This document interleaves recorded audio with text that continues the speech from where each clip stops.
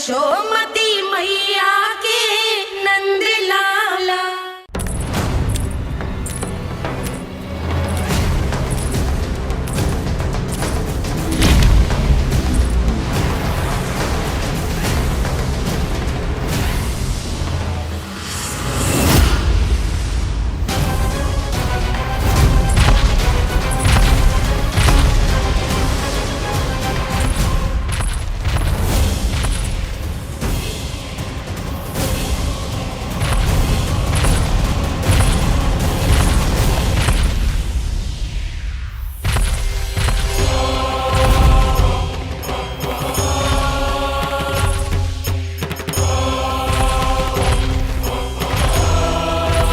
कौन है जो मेरे क्रोध को भड़काने का प्रयास कर रहा है?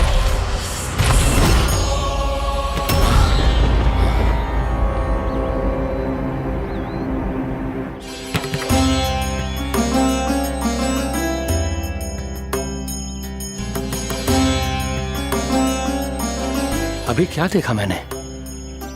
किसके पांव थे वो?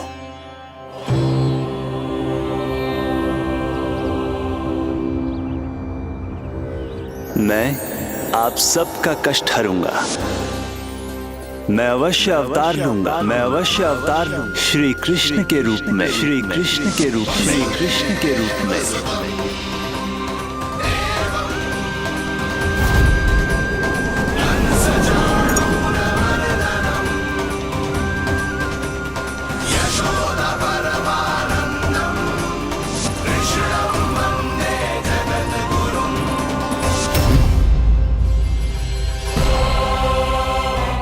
नहीं, नारायण चोरी नहीं कर सकते।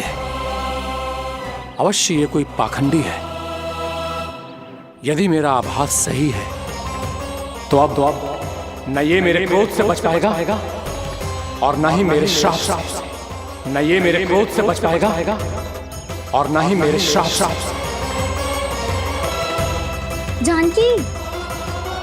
जानकी को मैं ऐसी स्थिति में छोड़ के नहीं जा सकता। क्या होगो? कछु तो बोल। कछु करना चाहिए मुझे, पर करूं तो क्या? वापस गए तो जानकी और कस्तूरी पकड़ लेगी और मैया के पास ले जाएगी। समय पे घर पे ना पहुंचा तो पकड़ा जाऊंगा। हे नारायण, अब आप ही कोई सहायता करो जी। क्या हो गया है जानकी को?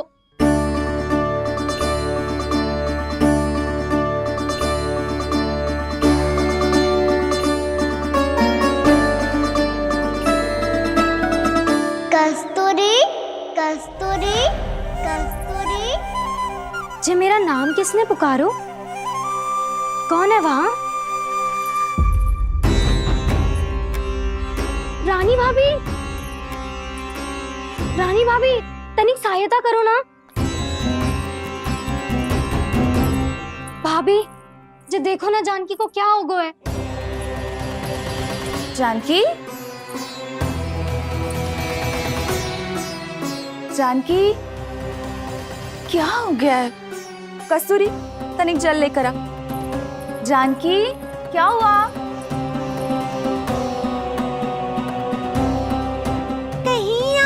तो नहीं सोच रहे प्रभु कि बड़ी माँ थोड़ी देर में मैया को भी यहाँ बुला लेंगी? हाँ, और तब मैं निश्चिंत होकर घर जा पाऊंगा। पर प्रभु, यदि मैया को घर से निकलने से पहले ही पता चल गया कि आप घर पर नहीं हैं, तो क्या होगा? ना, कुछ तो गड़बड़ है। कहीं चोट लगने का तो प्रभाव ना है कि जे इतना सो रहा है। यदि मैया को आपकी अनुपस्थिति का पता चल गया तो क्या करेंगी वो? यशोदा, मुझे लगता है कि तुम्हारा मन आजकल ढूंढने लगो है कि कहीं से तुम्हें चिंता मिल जाए और तुम उसे व्यर्थ में ही ले लो। कहना क्या चाहते हो आप? यही कि तुम्हारा लल्ला कितनी शांति से सो रहा है और तुम यहाँ उसकी चिंता कर रही हो। सुबह की चोट को तो कब का भूल गए हो। तुम ही बताओ, तनिक भी पीड़ा होती इसे तो इतनी शांति से सो पातो? ना। तो बस, तो फिर चिंता मत ही करो, मैं रहूंगा ना इसी कक्ष में, ध्यान रखूंगा उसका। तो जे बोलो ना, आपको भी कान्हा के जैसे चादर तान के सोनो। अरे ना, भरी दोपहर में कोई सोता है क्या भला? पक्की बात? हाँ पक्की बात। मैं लल्ला को ध्यान रखूंगा, तुम चिंता मत करो। हाँ हाँ ठीक है। वैसे भी मुझे बहुत कार्य है, इतना सारा माखन इकट्ठा होगा है, पुराना होने से पहले इन सब का घी निकालना है। जानकी कह रही थी आएगी सहायता करने, तो कहीं ना है। और भले ही मैया को पता ना भी चला हो, पर बाबा तो इस समय प्रतिदिन आपके साथ खेलते हैं। यदि उन्हें पता चल गया तो?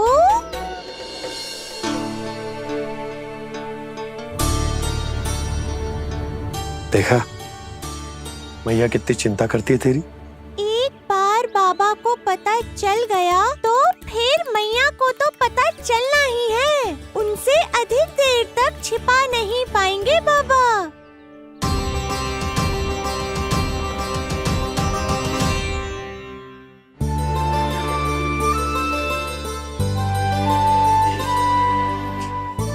तेरी मैया ने मुझे इतना खिला दियो कि मुझे बड़ी तीव्र नींद आ रही।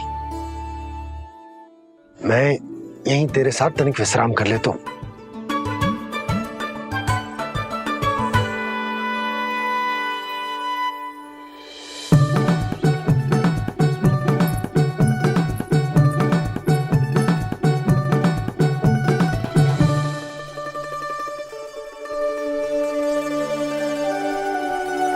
पता था मुझे यही होने वाला है।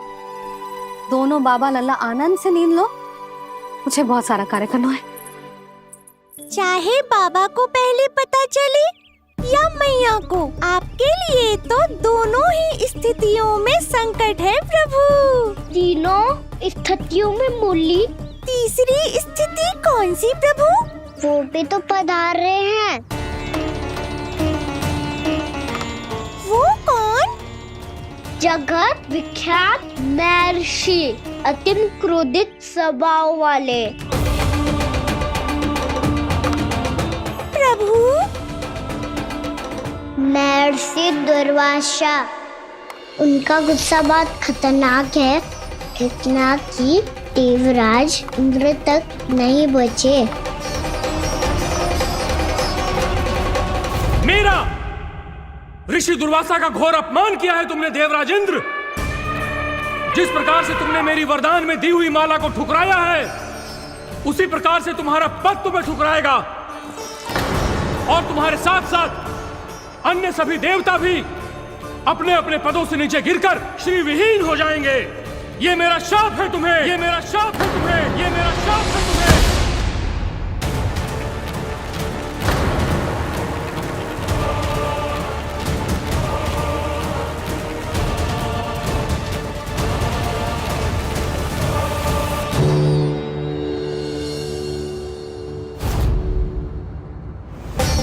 उनकी अर्धांगिनी को भी उनकी क्रोध का सामना करना पड़ा।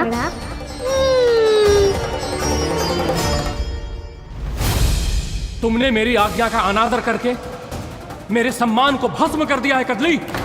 इसलिए मैं तुम्हें श्राप देता हूं कि तुम इसी क्षण भस्म के ढेर में बदल जाओगी।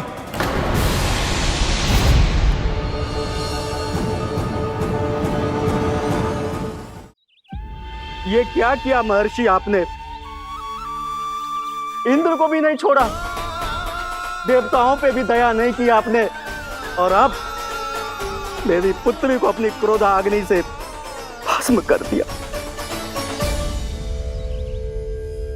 मैं आपकी संवेदनाओं को समझता हूं ऋषिवर, परंतु यदि मैंने देवताओं को श्राप न दिया होता तो समुद्र मंथन भी न होता और उन्हें अमृत भी न मिलता। और अब मेरे श्राप से आपकी पुत्री और मेरी पत्नी कदली फल बनेगी, और श्री विष्णु जी की कृपा से सभी पूजाओं में सबसे अधिक प्रयोग होने वाले फल होने का सम्मान प्राप्त होगा उसे।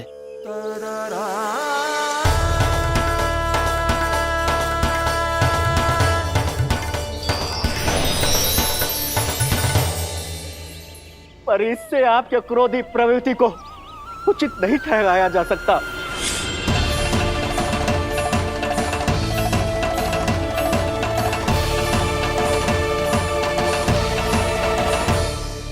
पर प्रभु, आपको उनसे संकट क्यों है? उन्हें थोड़ी ना पता है कि आपने क्या किया है। उनकी तपस्या की शक्ति को कम मत आगो मुरली, उन्हें सब पता चल चुका है। फिर तो फंस गए बुरी तरह से। अब केवल भयभीत ही करोगी, कोई उपाय भी सोचाओगी? प्रभु, इससे पहले कि ऋषि दुर्वासा या कोई और घर पहुँचे, आपको घर पहुँचना होगा ताकि मैया किसी और पर विश्वास ही ना करे। तो चलो फिर।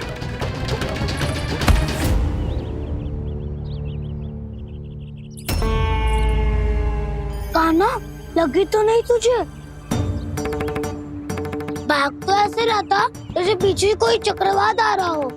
चक्रवाती आरोह है ताऊ, क्रोध का चक्रवात।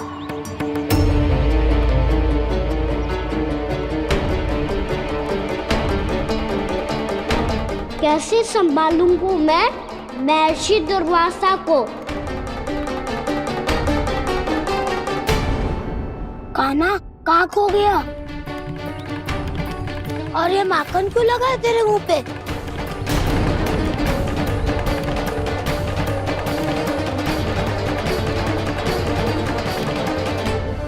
माखन, तुम सब यहाँ क्या कर रहे हो? मैंने तुझे चुपचाप घर से निकलते हुए देखा तो मैं इन सब को एकत्र करके तुझे ढूंढने निकल पड़ा। देखो देखो, उसके मुंह के साथ उसके वस्त्र पर भी माखन लगा है। लगता है माखन खा के ना माखन में डुबकी लगा के आए हो कान्हा। कहाँ से? अकेले अकेले चला गो, अपने पक्के से कहाँ से पूछे तक ना तूने। मुझे भी ले चलता कान्हा, मेरी मैया तो बिना पूछे माखन सुने भी नहीं देती। मुझे ऐसा क्यों लग रहा है कान्हा कि तूने माखन चोरी चुप के खाया है, और वो भी किसी अपरिचित के घर से? कान्हा, किसी अपरिचित घर से ना खायो। मैं तो जानकी के घर गया था चुपके माखन खाने। हैं? प्रभु, अपना भेद स्वयं ही बता दिया सबको।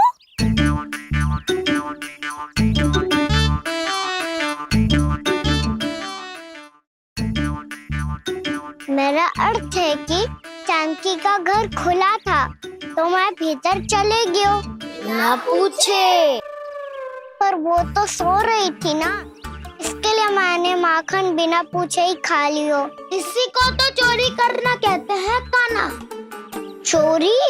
ताई जी को पता चल जाएगा तो क्या होगा तेरा? कौन बताएगा मैया को? हम बताए या ना बताए, तेरे मुंह और वस्त्रों पे लगा माखन स्वयं ही बता देगा।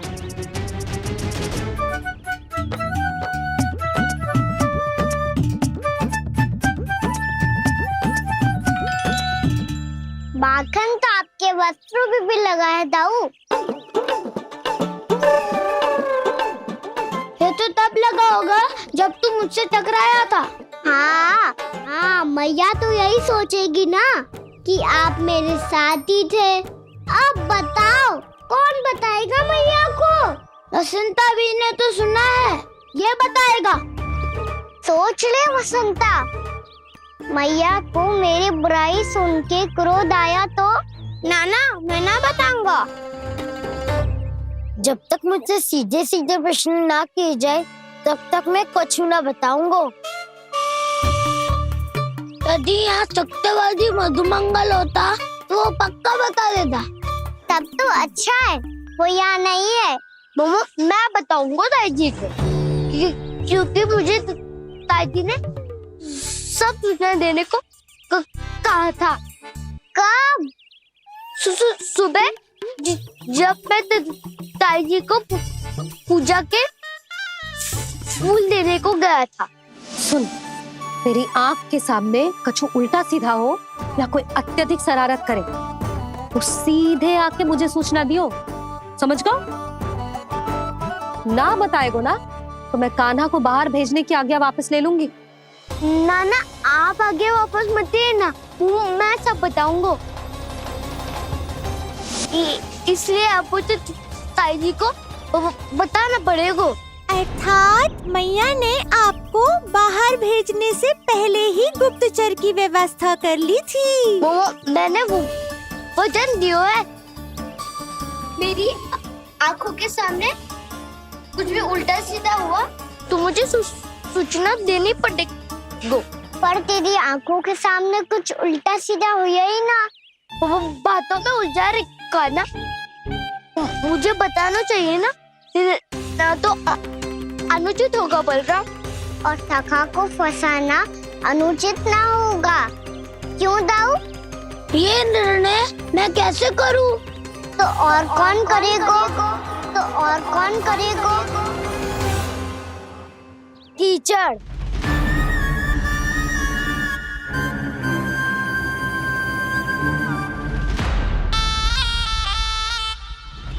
कीचड़ इन्हें कैसे करोगे? कान्हा और सीता माँ के बीच में कीचड़ फेंको प्रतियोगिता करते हैं। जो जीता सब उसी का ही साथ देंगे। बोलो स्वीकार है? स्वीकार है। तो मुझे भी स्वीकार है, पर नियम क्या होंगे? जो पहले थक जाएगा उसको हारा हुआ माना जाएगा, या फिर जो 2 बार अपने विरोधी पर कीचड़ फेंक देगा वो जीत जाएगा।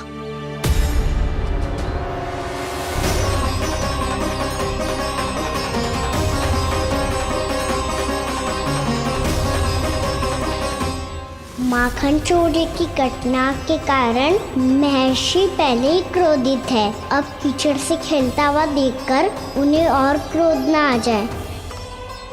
कान्हा तेरा ध्यान कहाँ है? खेल आरंभ होने वाला है। अब चुनौती स्वीकार कर ली है तो खेलना तो पड़ेगा ही। तो फिर चलो।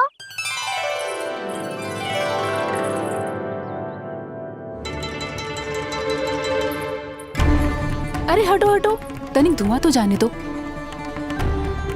को तनिक नजर उतार लूं मैं।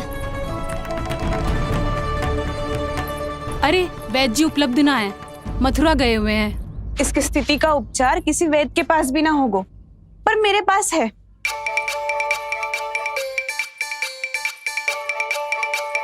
अरे अरे बस करो ये सब। ये अधिकतर समय यशोदा के साथ ही होती है। हो सकता है उसे कुछ पता हो। जा, कोई शीघ्र जाकर यशोदा को बुला ला। मैं बुला लाती हूँ। हाँ हाँ।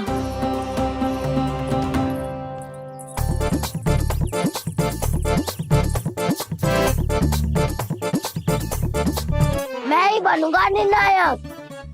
नाना इसे ना बनना चाहिए। ये तो कान्हा के हाँ में हाँ मिलाता है। बलदाव को ही बनना चाहिए निर्णायक। हाँ बलदाव को ही निर्णायक बनना चाहिए।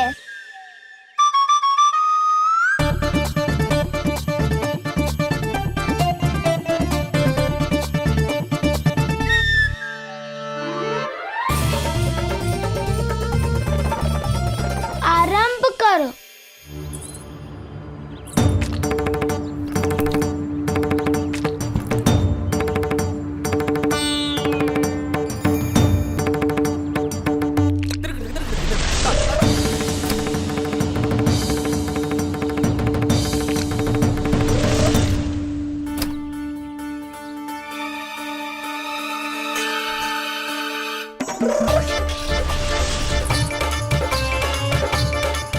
वाह, क्या सटीक लगता भेजा है सीधा माने।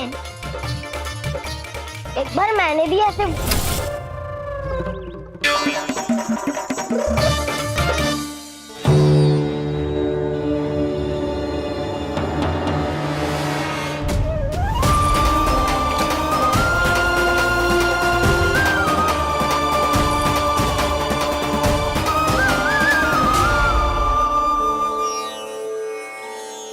मैं बिल्कुल सही था। जो बालक सबके घरों से माखन चुराए, जो कीचड़ से खेले, वो नारायण का अवतार कदापि नहीं हो सकता। ये अवश्य कोई छलिया है जो कृष्ण होने का स्वांग कर रहा है। इसे इसके अपराध का बहुत कड़ा दंड दूंगा मैं। इसे इसके अपराध का बहुत कड़ा दंड दूंगा मैं। इसे इसके अपराध का बहुत कड़ा दंड दूंगा।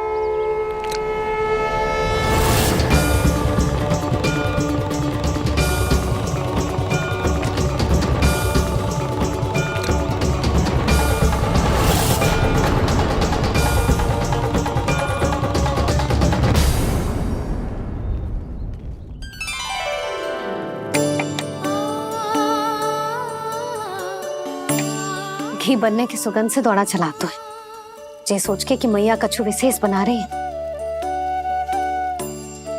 तो चेतु अभी तक सो रहा है। बहुत समय हो गया है, बिना कछु खाए पिए सो गया है। जाके उठाती हूँ।